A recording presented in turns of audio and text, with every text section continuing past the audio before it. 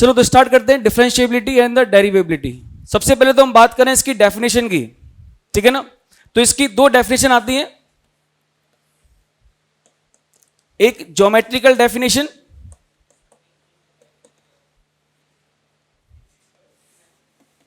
हाँ एक physical definition. Geometrical definition and physical definition. Geometrical definition की बात करें यहां पर लिख लीजिए,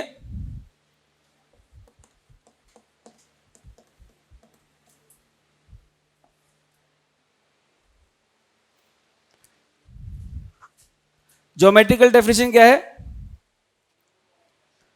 it represent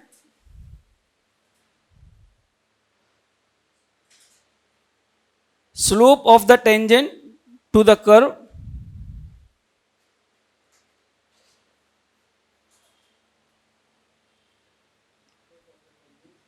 it represents slope of the tangent to the curve at x is equal to a, at x is equal to a if it exists।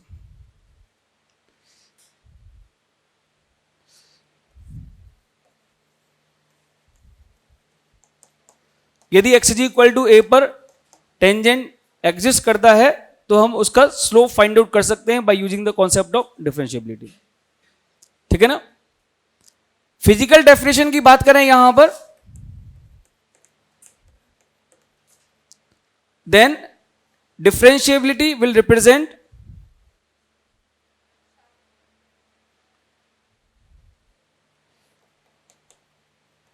Instantaneous rate of change,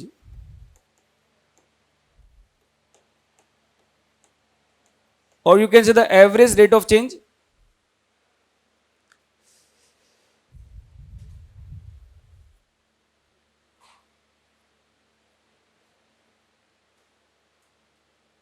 तो दो definition होती हैं differentiability की हम बात करें। सबसे पहले हम बात करेंगे यहां पर इसकी ज्योमेट्रिकल डेफिनेशन की।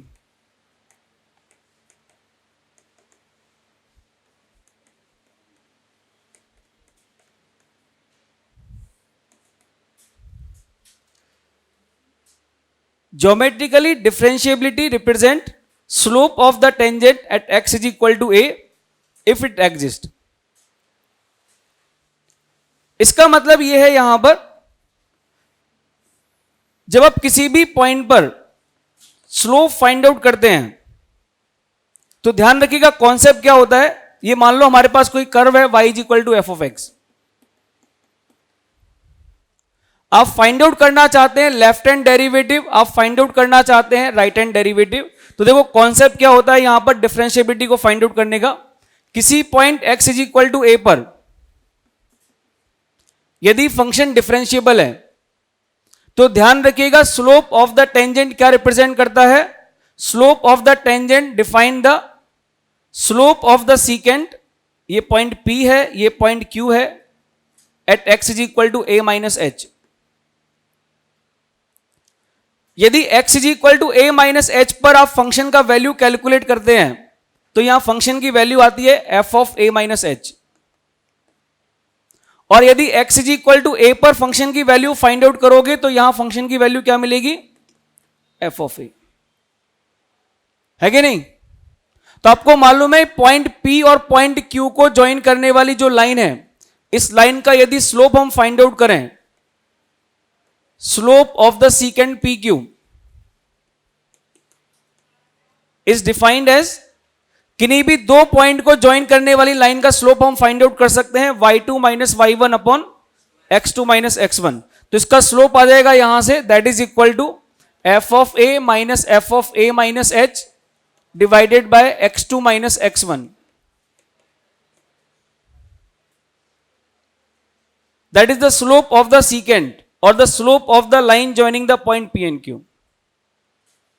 जैसे जैसे ये h की वैल्यू 0 को अप्रोच करेगी तो आप देख सकते हैं कि जैसे जैसे h की वैल्यू 0 को अप्रोच करेगी point A minus h approach करेगा पॉइंट A को from the left hand side.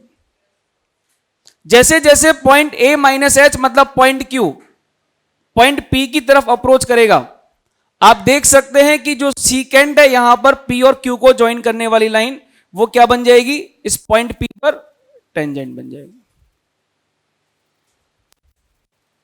इसका मतलब यह है यहां पर यदि हम फाइंड आउट करें इसका left hand derivative F dash of A minus, तो एफ डैश ए माइनस का डेफिनेशन क्या होता है, डेरिवेटिव यदि आप फाइंड आउट करना चाहते हैं from the left hand side, तो ध्यान रखिएगा derivative in the left hand side is defined as the slope of the tangent. और स्लोप ऑफ द टेंजेंट कैसे फाइंड आउट करेंगे, that is equal to slope of the secant when h is tending to, जब h की value 0 को approach करेगी तो उस case में सीकेंट का जो स्लोप होगा वही क्या बन जाएगा, slope of the tangent. And slope of the tangent is called as the differentiability. जैसे जैसे ये पॉइंट H 0 को अप्रोच करेगा, आप देख सकते हैं पॉइंट Q की जो वैल्यू है वो पॉइंट P की तरफ अप्रोच करेगी, और जब पॉइंट P और पॉइंट Q दोनों कंबाइंड हो जाएंगे, ओवरलैप कर जाएंगे, उस केस में सीकेंट क्या बन जाएगा, टेंजेंट। तो H टेंडिंग टू 0 पर slope of the secant is called as the slope of the tangent. ठीक है ना, this is called as the left hand differentiability at x is equal to a. Same जैसे कि x की वैल्यू a को approach कर रही है लेफ्ट हैंड साइड से, a minus H tending to a, same उसी तरह से हो सकता है कि x की वैल्यू a को अप्रोच करे राइट हैंड साइड से। जब हम कैलकुलेट करेंगे इसका right hand derivative F dash ए प्लस,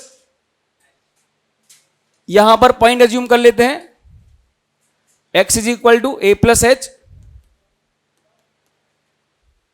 तो इस पॉइंट पर फंक्शन की जो वैल्यू मिलेगी यह है F of A plus H. तो आप देख सकते हैं कि इन दोनों पॉइंट को ज्वाइन करने वाला जो लाइन है, या इन दोनों पॉइंट को ज्वाइन करने वाली जो सीकेंट है, इसका स्लोप हम डिफाइन कर सकते हैं, slope of the line joining the to given points. इस पॉइंट को यदि हम आर मान लें तो स्लोप ऑफ पी आर क्या डिफाइन करेंगे,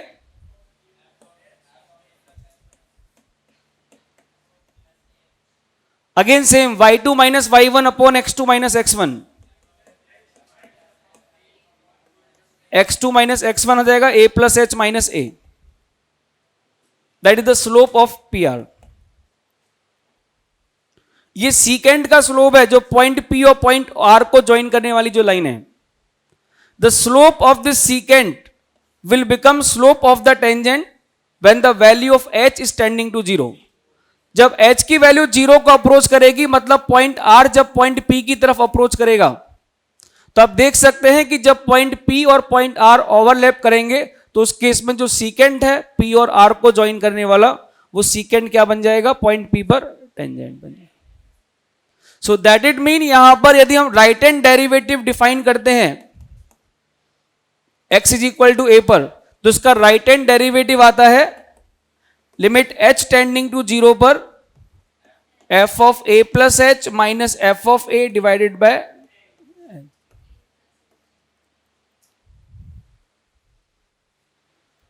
that is simply defined as the slope of the secant. याद रखिएगा, दो पॉइंट को ज्वाइन करने वाली लाइन का स्लोप।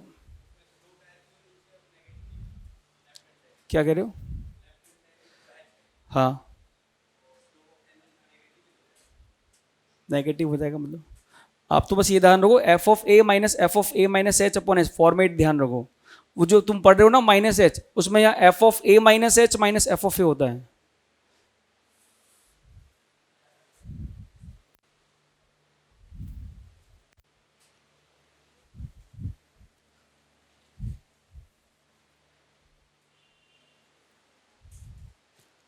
तो यदि आप फंक्शन का left hand derivative find out करते हैं एफ डैश ए माइनस, तो डेफिनेशन ध्यान रखिएगा, आप कुछ भी लिखो, चाहे एफ ऑफ ए को पहले लिखो चाहे F of A minus H को पहले लिखो, कोई फर्क नहीं पड़ता है। कुछ बुक के अंदर एफ ऑफ ए पहले होता है, कुछ बुक के अंदर F of A minus H पहले होता है। कहने का मतलब यह है कि आपको जब फॉर्मूला यूज करना है तो फॉर्मूला यूज करना है हमेशा कौन सा, y2 minus y1 F of A minus H minus F of A. ये y2 है, ये y1 है, तो y2 के करस्पॉन्डिंग x क्या आएगा, a माइनस एच, और x2 के corresponding y2 minus y1 upon x2 minus x1। तो फॉर्मूला याद रखना है, इससे मतलब नहीं पड़ता कि पहले आपने f ऑफ a लिखा है, पहले f of a minus h लिखा है। That is simply defined as the slope of the line joining two point. तो आप फाइंड आउट कर सकते हैं क्या,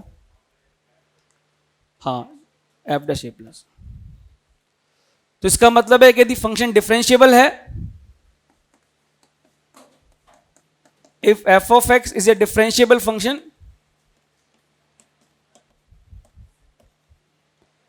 at x is equal to a, तो फंक्शन किसी भी पॉइंट पर डिफरेंशिएबल तभी होता है जब उसका लेफ्ट हैंड डेरिवेटिव, उसका राइट हैंड डेरिवेटिव दोनों इक्वल हो जाएं, equal to some finite number.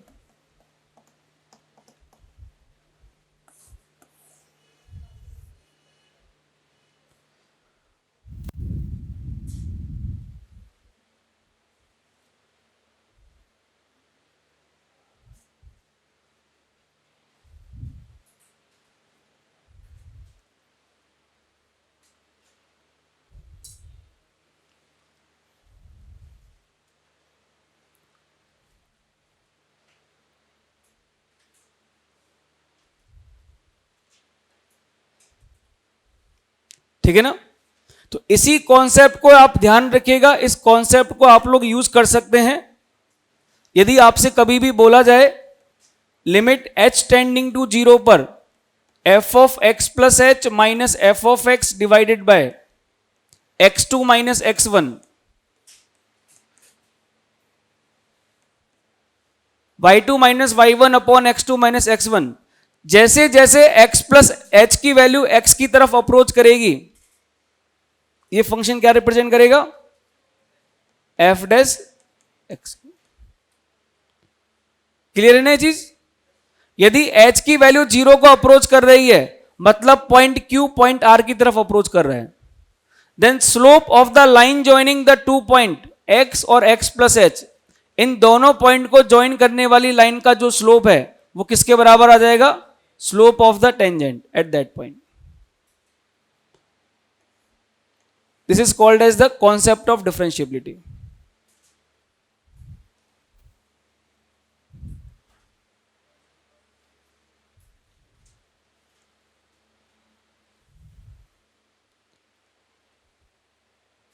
समझ में आ गया ना कॉन्सेप्ट क्या है। y2 minus y one upon x2 minus x1, ध्यान रखो y2 minus y one upon x2 minus x1 represent the slope of the line joining the two point x1 y1 and x2 y2। इन दो point को join करने वाली जो line का slope है that will become slope of the tangent, यदि ये दोनों पॉइंट कैसे हो जाएं, कोइंसाइड कर जाएं, दोनों पॉइंट सेम हो जाएं। होगा कि नहीं होगा।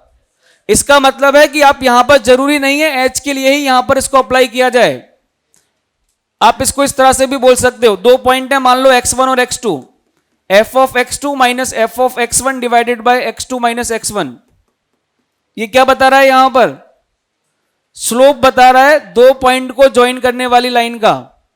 एक पॉइंट है x1 comma F of x1, दूसरा पॉइंट है x2 comma F of x2, इन दोनों पॉइंट को ज्वाइन करने वाली लाइन का स्लोप है, that is called as the slope of the सीकेंड।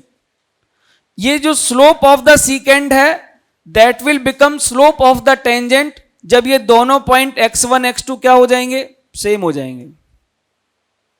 जब ये दोनों पॉइंट सेम हो जाएंगे मतलब दोनों पॉइंट जब कोइंसाइड कर जाएंगे, x1 की वैल्यू जब x2 को अप्रोच करेगी या x2 की वैल्यू जब x1 को अप्रोच करेगी, तो इन दोनों पॉइंट को ज्वाइन करने वाली लाइन का जो स्लोप है वो क्या बन जाएगा, स्लोप ऑफ द टेंजेंट। किस पॉइंट पर, जहां पर वैल्यू अप्रोच कर रहे हैं, that is called as f dash of x2।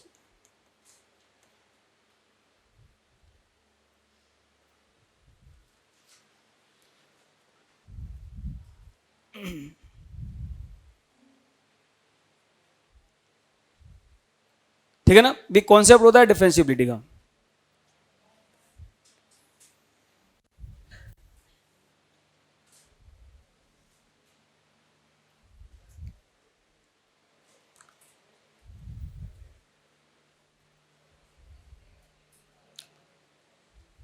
लिख लिया? तो आपको समझ में आ गया कि कोई भी फंक्शन डिफरेंशिएबल है किसी पॉइंट ए पर, तो उसका लेफ्ट हैंड डेरिवेटिव उसका राइट हैंड डेरिवेटिव दोनों इक्वल होना चाहिए, equal to some finite number, तो उस पॉइंट पर फंक्शन क्या बन जाएगा? डिफरेंशिएबल। ठीक है ना?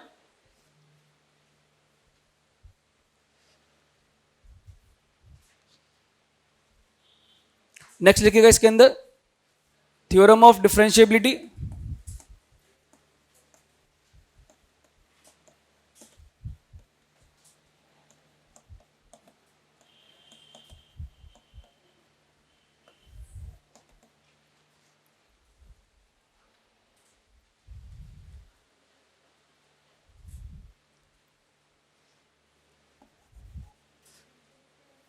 If f of x is a differentiable function,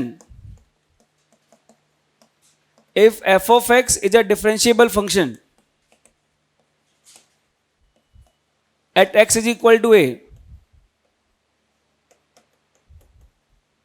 यदि किसी भी पॉइंट पर फंक्शन डिफरेंशिएबल है तो इसका मतलब function must be continuous at x is equal to a. If f of x is a differentiable function at x is equal to a, then it must be continuous at x is equal to a.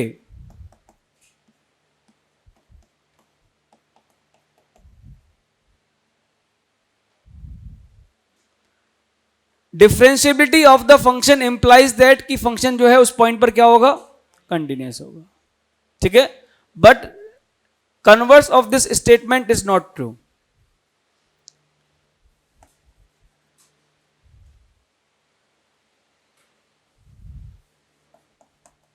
If f of x is continuous at x is equal to a, does not imply f of x is differentiable.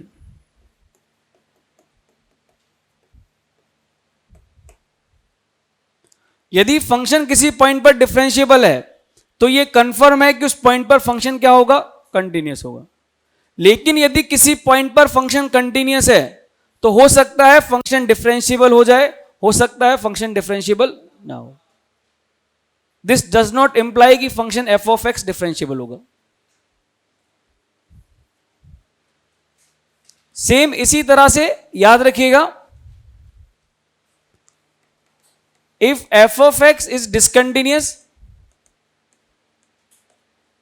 Eight x is equal to A, यदि किसी point पर function discontinuous है तो इसका मतलब ये तो confirm है कि यदि फंक्शन कंटिन्यूअस नहीं है तो मतलब function differentiable. This implies F of x is not differentiable.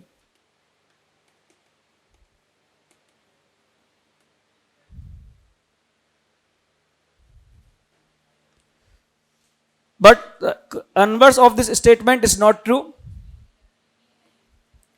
If f of x is not differentiable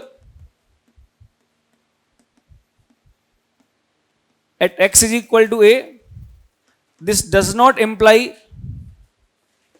f of x is discontinuous.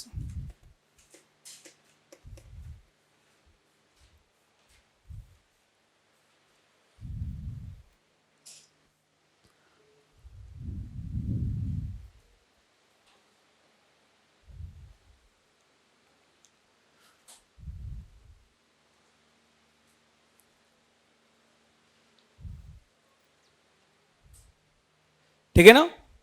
यदि f of x non differentiable function है x is equal to a पर, तो उस case में function जो है continuous हो भी सकता है और नहीं भी. दैट डज नॉट इंप्लाई कि function f of x discontinuous function होगा. क्लियर है पॉइंट? नेक्स्ट नोट कर लो इसमें.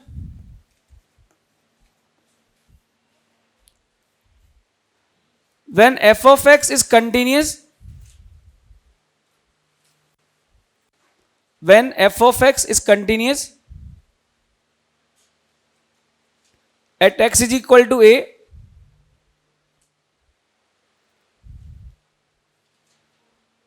when f of x is continuous at x is equal to a but not differentiable,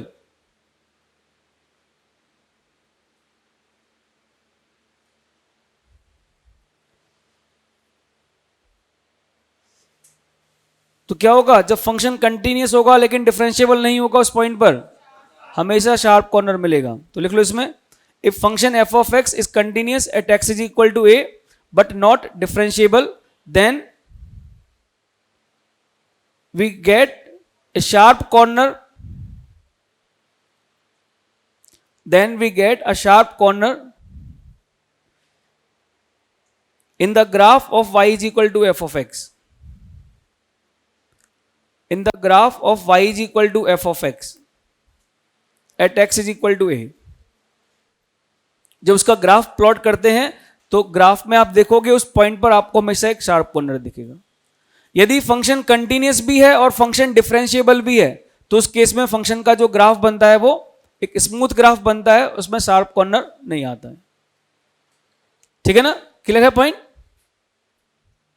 चलिए तो नेक्स्ट नोट करते हैं इसमें। हाँ,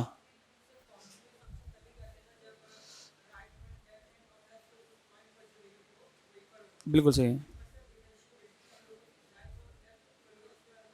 बिल्कुल। कंटिन्यूस होगा कैसे मालूम चलेगा, चेक कर लेते हैं, देखो। हाँ मैं बता देता हूं, बिल्कुल सही। यदि फंक्शन डिफरेंशिएबल है मतलब एफ डैश ए प्लस एग्जिस्ट करता है, एफ डैश ए माइनस एग्जिस्ट करता है और दोनों की वैल्यू फाइनाइट आ रही है, मतलब F of x differentiable function है। ठीक है ना, इसका मतलब है यहां पर जब आप लिमिट कैलकुलेट करेंगे इस फंक्शन का, F of A plus H minus F of A upon H, तो इस फंक्शन की लिमिट एग्जिस्ट करेगी। ठीक है ना, इवन जब आप कैलकुलेट करेंगे limit of this function F of A minus H minus F of A divided by minus H, तो आप देखेंगे इस फंक्शन की लिमिट भी एग्जिस्ट करेगी और कुछ फाइनाइट नंबर के बराबर आएगी। यदि function F of x differentiable function है, ध्यान रखिएगा, यदि फंक्शन एफ ऑफ एक्स एक डिफरेंशिएबल फंक्शन है तो एफ डैश ए प्लस और एफ डैश ए माइनस दोनों की वैल्यू एग्जिस्ट करेगी, इक्वल आएगी, equal to some finite number. तो जब कभी भी फंक्शन किसी पॉइंट पर डिफरेंशिएबल होता है तो हमेशा याद रखिएगा उस पॉइंट पर फंक्शन कंटिन्यूस भी बनेगा। कैसे? कंटिन्यूटी के लिए कंडीशन क्या होती है, F of A plus H, F of A minus H और एफ ऑफ ए, ये तीनों वैल्यू सेम होनी चाहिए।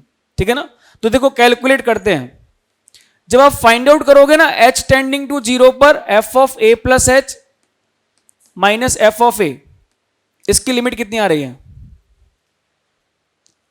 यही तो प्रूफ करना है लिमिट जीरो हो जाए, तो F of A plus H की वैल्यू एफ ऑफ ए के बराबर हो जाएगी एच टेंडिंग टू जीरो पर। तो यदि हमें प्रूफ करना है कि ये वैल्यू जीरो के इक्वल है तो इसकी लिमिट को फाइंड आउट करने के लिए क्या करते हैं, इसको एच से मल्टीप्लाई डिवाइड कर देते हैं, F of A plus H minus F of A divided by H. इसको h से डिवाइड कर दिया, इसको मैंने h से मल्टीप्लाई कर दिया, क्योंकि मुझे मालूम है कि यहां पर ये जो फंक्शन क्रिएट होगा ये ऑलरेडी डिफाइंड है, इसकी लिमिट डिफाइंड है यहां पर क्योंकि फंक्शन डिफरेंशिएबल है और इसकी जो लिमिट आएगी वो एग्जिस्ट करेगी equal to some finite number. मान लिया जाए यदि इसकी लिमिट l है तो इसका मतलब इसकी लिमिट एक फाइनाइट नंबर आएगी l के बराबर, और उसको जब जीरो से मल्टीप्लाई करोगे तो दोनों का प्रोडक्ट। और सेम इसी तरह से जब आप F of A minus H minus F of A calculate करोगे माइनस एफ ऑफ ए, तो इसका भी लिमिट आप फाइंड आउट कर सकते हैं सेम इसी तरह से, इसको माइनस एच से मल्टीप्लाई डिवाइड कर दो, F of A minus H minus F of A divided by minus H. तो जब इसको माइनस एच से मल्टीप्लाई डिवाइड करोगे तो इसकी लिमिट एल आएगी, फाइनाइट है, इसको जीरो से मल्टीप्लाई करने पर क्या हो गया value. So this shows that कि जब फंक्शन डिफरेंशिएबल होता है तो उस केस में F of A plus h equal होता है एफ ऑफ ए के, F of A minus H भी इक्वल होता है एफ ऑफ ए। ठीक है ना, प्रूफ कर सकते हो, कर लो, नोट कर लो।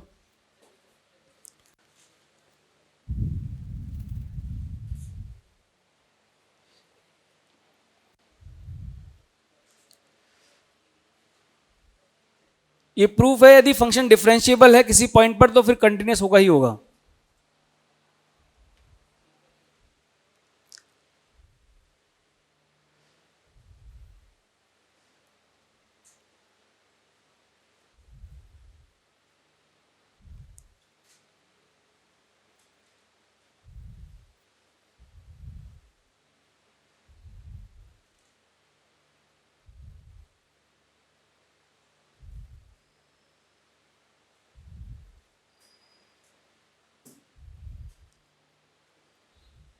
हाँ बोलो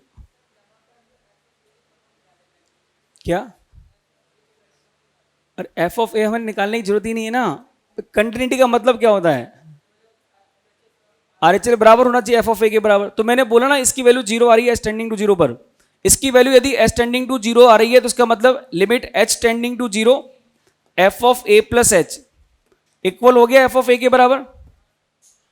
इसका मतलब यही हुआ ना,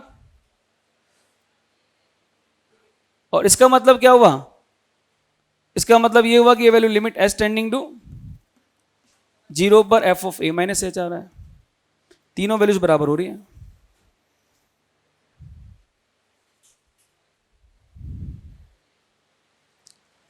अच्छा ये चीज जो है ना, ये चीज हम डायरेक्टली भी फाइंड आउट कर सकते थे। यदि आपको बोला जा रहा है कि function F of x differentiable function है एक्स इज इक्वल टू ए पर, मतलब कि यहां पर इसका लेफ्ट हैंड डेरिवेटिव इसका राइट हैंड डेरिवेटिव दोनों एग्जिस्ट करेंगे, दोनों लिमिट यहां पर एग्जिस्ट करेंगी और इसकी कुछ फाइनाइट वैल्यू आएगी, मान लो एल के बराबर, तभी तो फंक्शन डिफरेंशिएबल होगा। तो जरा देखो यहां पर फंक्शन डिफरेंशिएबल कब होगा, इसकी लिमिट एग्जिस्ट कब करेगी, यदि h की वैल्यू जीरो को अप्रोच कर रही है तो इसका मतलब कहने का यह है इसका डिनोमिनेटर वैल्यू किसको अप्रोच कर रही है।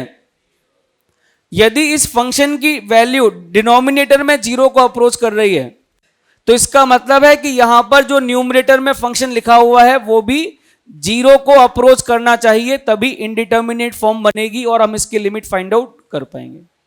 यदि यहां पर न्यूमरेटर में वैल्यू जीरो को अप्रोच नहीं करेगी, ये कोई नॉन जीरो फाइनाइट नंबर होगा, तो किसी भी नॉन जीरो फाइनाइट नंबर को जब जीरो से डिवाइड करेंगे तो लिमिट कितना आएगा, इनफाइनाइट। और जब लिमिट इनफाइनाइट आती है तो उस केस में फंक्शन की लिमिट एग्जिस्ट नहीं करती। लिमिट एग्जिस्ट तभी करती है जब वो इक्वल होती है equal to some finite number. तो यदि यहां पर फंक्शन की लिमिट एग्जिस्ट कर रही है तो ध्यान रखिएगा इसका डिनोमिनेटर यदि जीरो को अप्रोच कर रहा है तो इसका मतलब है कि न्यूमरेटर में जो वैल्यू लिखी हुई है वो भी जीरो को अप्रोच करनी चाहिए।